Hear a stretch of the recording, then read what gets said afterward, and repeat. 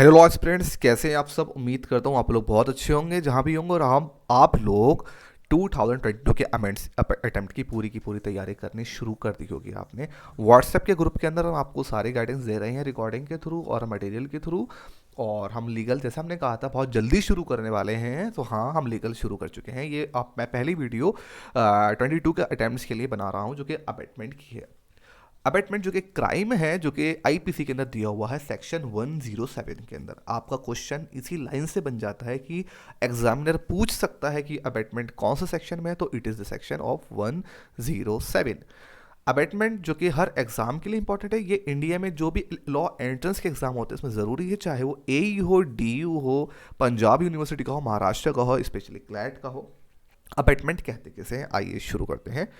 A person not committing a crime himself, एक व्यक्ति जो कि खुद क्राइम कमिट नहीं कर रहा है फिर भी मे स्टिल इनकरेज, किसी को इनकरेज कर सकता है क्राइम करने के लिए, किसी को अर्ज कर सकता है, किसी को कमांड कर सकता है वो क्राइम करे, किसी को रिक्वेस्ट कर सकता है, किसी को इंड्यूस कर सकता है, लुभा सकता है, किसी को असिस्ट कर सकता है, किसी की सहायता कर सकता है उस क्राइम को करने के लिए। हालांकि वो खुद नहीं करेगा बल्कि किसी को ये सब करेगा क्राइम करवाने के लिए। As a result of which एक क्राइम कमिट हो जाता है तो दोनों व्यक्ति उस क्राइम के लिए जिम्मेदार होंगे। ना कि सिर्फ वो बंदा जिसने क्राइम किया है बल्कि वो बंदा भी जिसने क्राइम करने को कहा है।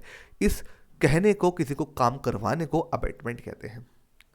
कॉर्पस ज्यूरिस सेकंडम के अंदर इस अबेटमेंट को डिफाइन किया गया है।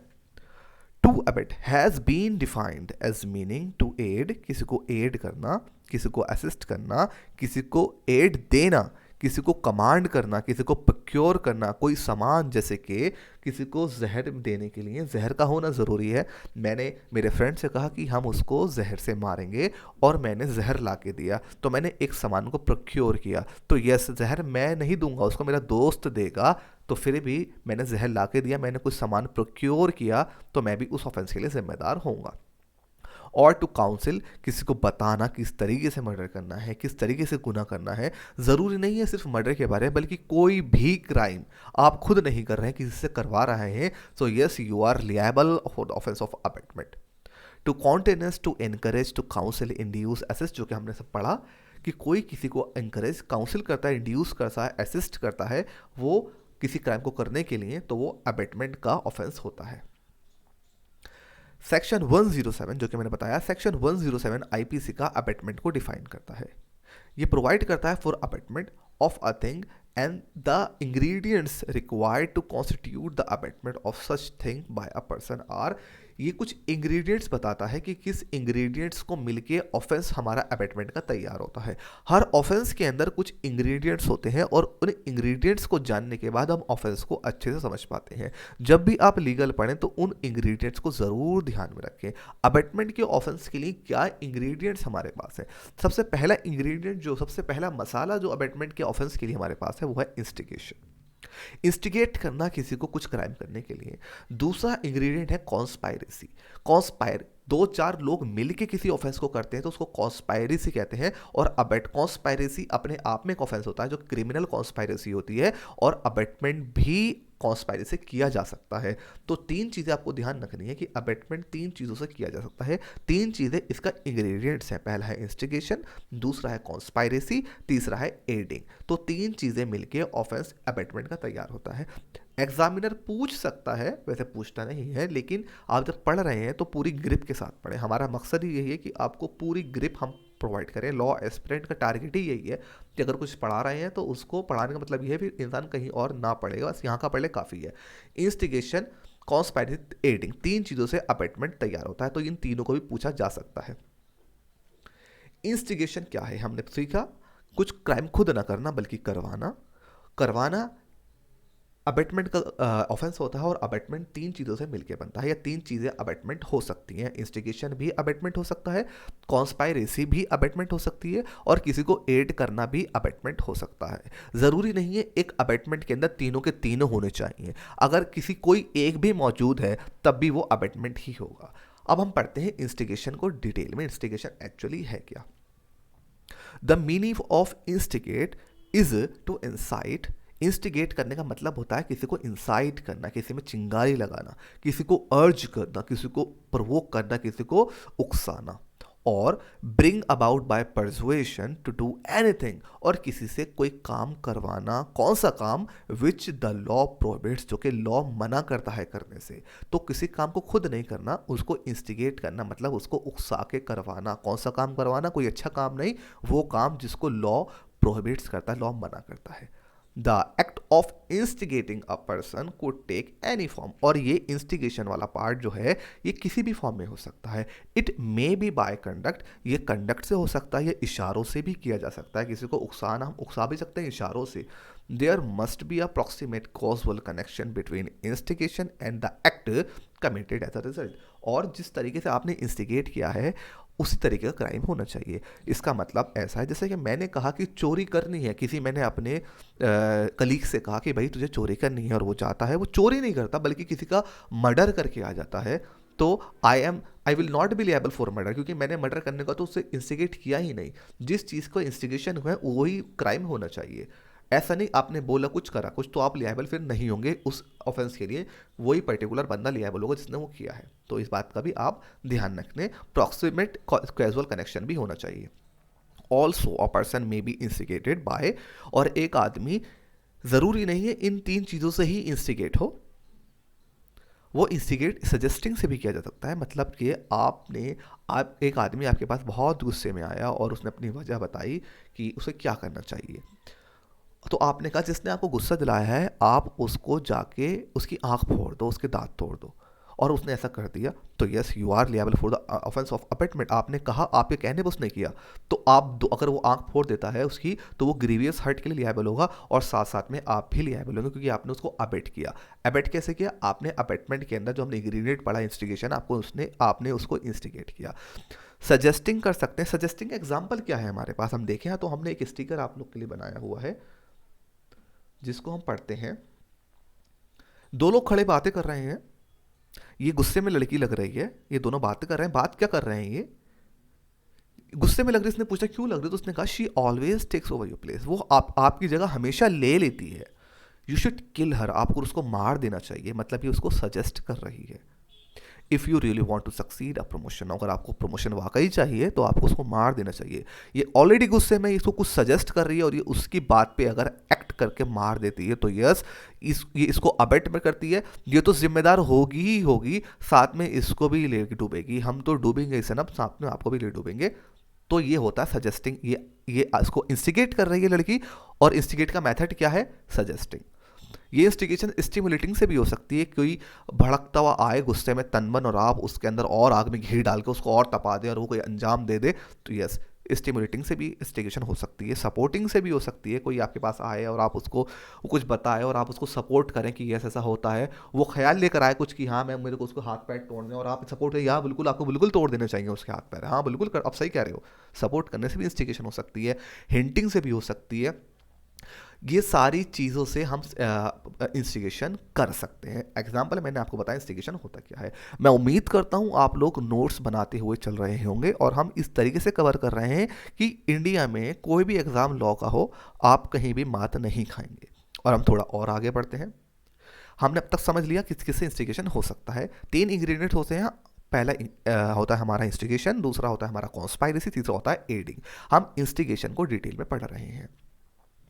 इंस्टिगेशन हमने पढ़ लिया अब तक कैसे होता है। अब हम एक नई चीज इंस्टिगेशन में जोड़ने वाले हैं। The act of wilfully misrepresenting और concealing material fact which a person is bound to disclose. आप कुछ गलत इंफॉर्मेशन देते हैं और कुछ असली चीज छुपा लेते हैं, और आप वो चीज़ें नहीं बताते हैं जो कि आपको बतानी चाहिए थी किसी व्यक्ति को, और आपकी गलत दी हुई इंफॉर्मेशन पे कोई तीसरा व्यक्ति एक्ट करता है, तो यस आप जिम्मेदार होंगे अबेटमेंट के लिए। इसका एग्जाम्पल कैसे हो सकता है?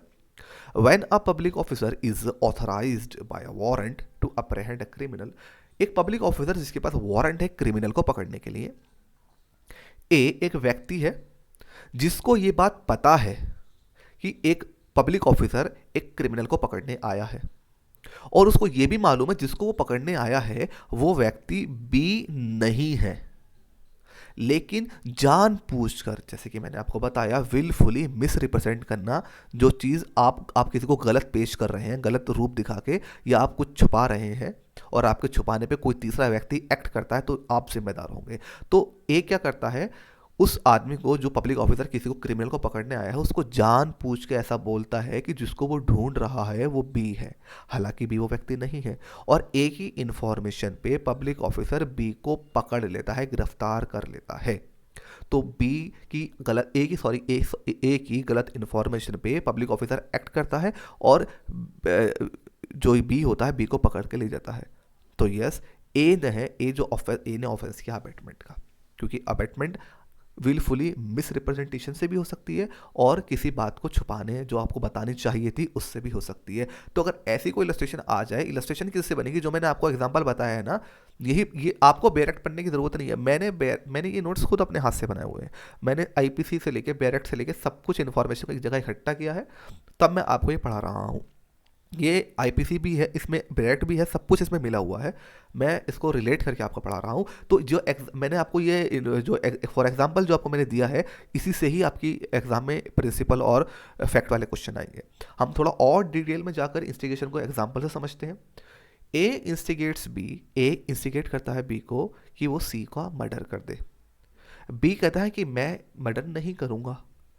अब मर्डर तो नहीं हुआ, लेकिन फिर भी ए जिम्मेदार होगा, क्योंकि ए ने गुनाह किया। हालांकि बी जिम्मेदार नहीं होगी, बी ने मना कर दिया तो नहीं। अगर बी मर्डर कर देता तो दोनों जिम्मेदार होते, लेकिन बी ने मना कर दिया तो बी जिम्मेदार नहीं होगा, खाली ए इंस्टिगेशन का जिम्मेदार होगा कि ए ने अबेटमेंट का गुनाह किया है। क्राइम अभी मर्डर का कमिट नहीं हुआ। अगर क्राइम मर्डर का हो जाता तो दोनों मर्डर के लिए जिम्मेदार हो जाते, लेकिन ए ने इंस्टिगेट किया बी को, बी ने मना कर दिया क्राइम करने से, तो only A is liable for the offence of abetment. इस तरीके से भी आपके एग्जाम में इलस्ट्रेशन आ सकती है। हम दूसरी इलस्ट्रेशन की तरफ बढ़ते हैं। ए इंस्टिगेट्स बी, ए बी से कहता है टू मर्डर डी, कि डी का मर्डर कर दे। B in pursuance of the instigation, B A के कहने के अनुसार डी को चाकू भोंक देता है। डी बाद में उस जख्म से रिकवर हो जाता है। A is guilty of the offence, A is guilty of instigating B to commit murder. तो जो ए है वो हमारा गुनहगार होगा स्टिल मर्डर के लिए, हालांकि मर्डर हुआ नहीं है, लेकिन मर्डर के लिए इंस्टिगेट किया था, तो वही के वही ए पे लगेगा। समझ गए आप बात? इस तरीके से भी आपकी इलस्ट्रेशन आ सकती है। और इसमें जो बी होगा, बी भी हमारा मर्डर के लिए लगेगा, बी भी हमारा मर्डर के लिए जाएगा और हमारा ए भी मर्डर के लिए जाएगा। हालांकि मर्डर हुआ नहीं, लेकिन दोनों ने इसकी प्लानिंग करी थी, दोनों इसके लिए जाएंगे। प्लानिंग क्या कहें इसको, हम ए ने इससे इंस्टिगेट किया था। अब हम आते हैं तीसरी इलस्ट्रेशन पे। A instigates B to set fire to our dwelling house. A B को इंस्टिगेट करता है कि वो किसी के घर पे, कोई पर्टिकुलर आदमी उसके घर पे आग लगा दे। बी जो है वो अनसाउंड माइंड का आदमी है। अनसाउंड मतलब जिसको पता नहीं होता क्या चल रहा है। इसको हम कॉमन पार्लर्स में बावला, पागल, मस्त, दीवाना भी कह सकते हैं। बी को पता ही नहीं क्या गुनाह है, क्या गुनाह नहीं है, क्या ऑफेंस है, क्या ऑफेंस नहीं, क्या लॉज हैं, कुछ नहीं मालूम, क्योंकि ये एक दीवाना व्यक्ति है। और ए के कहने के अनुसार वो उस मकान, उस घर के अंदर आग लगा देता है। इस पूरे के पूरे सिनेरियो में B hasn't committed any offence. B ने कोई गुनाह नहीं किया, क्योंकि बी को मालूम ही नहीं, क्योंकि बी एक पागल व्यक्ति, अनसाउंड है, वो इनकैपेबल है किसी चीज़ को समझने के लिए। लेकिन ए को तो मालूम था, तो ए जिम्मेदार होगा ऑफेंस करने के लिए, वो अबेटमेंट के लिए जिम्मेदार होगा। तो इसी से ही आपकी इलस्ट्रेशन बन सकती है, आप ध्यान रखते चलें। अब हम एक नई इलस्ट्रेशन की तरफ मूव करते हैं।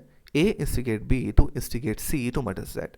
ए इंस्टिगेट करता है बी को कि वो सी को इंस्टिगेट करे जेड का मर्डर करने के लिए, और इसी के हिसाब से बी सी को इंस्टिगेट करता है कि वो जेड का मर्डर करे। सी कमिट्स दैट ऑफेंस, और सी उस ऑफेंस को कर देता है बी के कहने पर।